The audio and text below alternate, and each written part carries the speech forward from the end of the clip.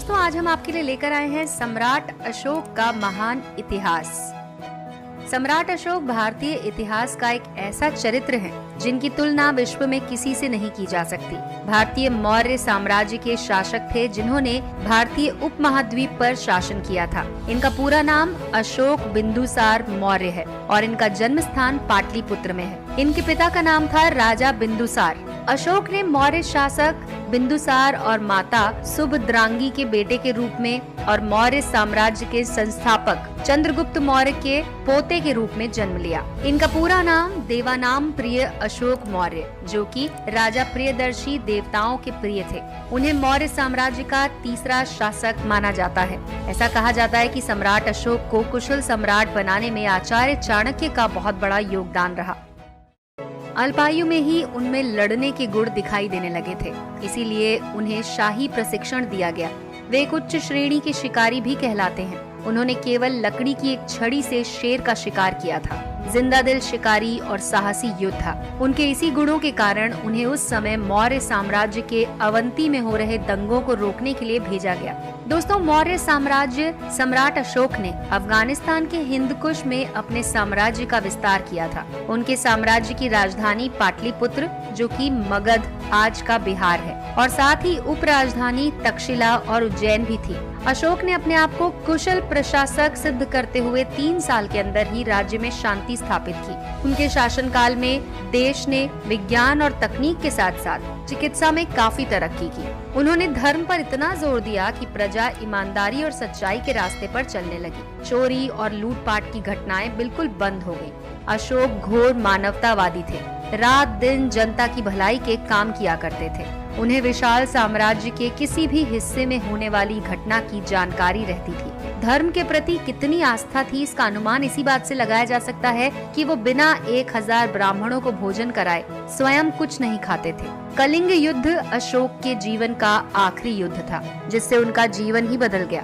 अशोक ने कलिंग राज्य के खिलाफ एक विध्वंसकारी युद्ध की घोषणा की थी। उन्होंने कलिंग पर जीत हासिल की। इससे पहले उनके किसी पूर्वज ने ऐसा नहीं किया था। कलिंग के युद्ध में कई लोगों की मृत्यु होने के बाद अशोक ने बुद्ध धर्म को अपना लिया था। कहा जाता है कि अशोक के कलिंग युद्ध में तकरीबन 1 लाख लोगों की मौत हुई थी और 1.5 लाख लोग घायल हुए थे। इस युद्ध में हुए भारी रक्तपात ने उन्हें हिलाकर रख दिया।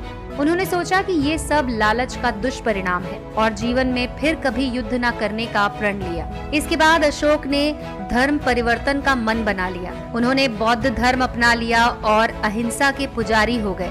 बाद में उन्होंने पूरे एशिया में बुद्ध धर्म के प्रचार के लिए स्तंभों और स्तूपों का निर्माण करवाया।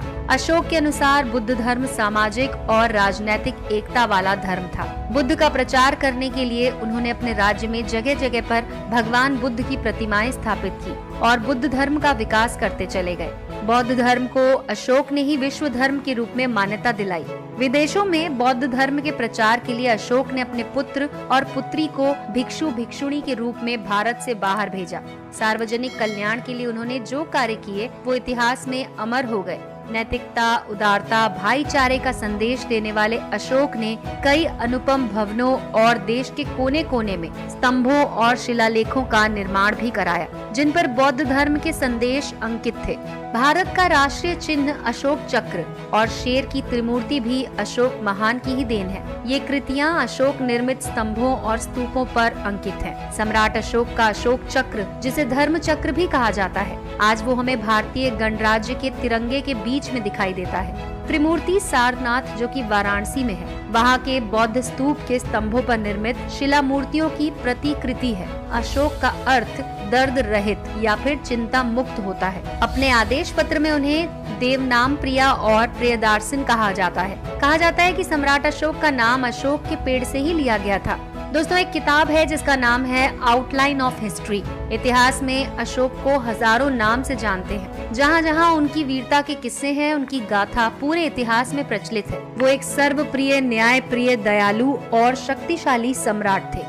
लोक हित के नजरिए से अगर देखा जाए तो सम्राट अशोक ने अपने समय में न केवल मानवों की चिंता की, बल्कि उन्होंने जीव मात्र के लिए कई सराहनीय काम भी किए हैं। सम्राट अशोक को एक निडर, साहसी राजा और योद्धा माना जाता है। अपने शासनकाल के समय में सम्राट अशोक अपने साम्राज्य को भारत के सभी उपमहाद्वीपों तक पहुंचाने के लिए लगातार 8 सालों तक युद्ध लड़ते रहे, जिसके चलते सम्राट अशोक ने कृष्ण गोदावरी की घाटी, दक्षिण में मैसूर में भी अपना कब्जा कर लिया, लेकिन तमिलनाडु, केरल और श्रीलंका पर नहीं कर पाए। सम्राट अशोक जैसा महान शासक हमें शायद ही इतिहास में कोई दूसरा दिखाई दे। वे एक आकाश में चमकने वाले तारे की तरह है, जो हमेशा चमकता ही रहता है। भारतीय इतिहास का यही चमकता तारा सम्राट अशोक है। एक विजेता, दार्शनिक, प्रजापालक, शासक के रूप में उनका नाम अमर रहेगा। उन्होंने जो त्याग और कार्य किए वैसा अन्य कोई नहीं कर सका। सम्राट अशोक ने लगभग 40 वर्षों तक शासन किया।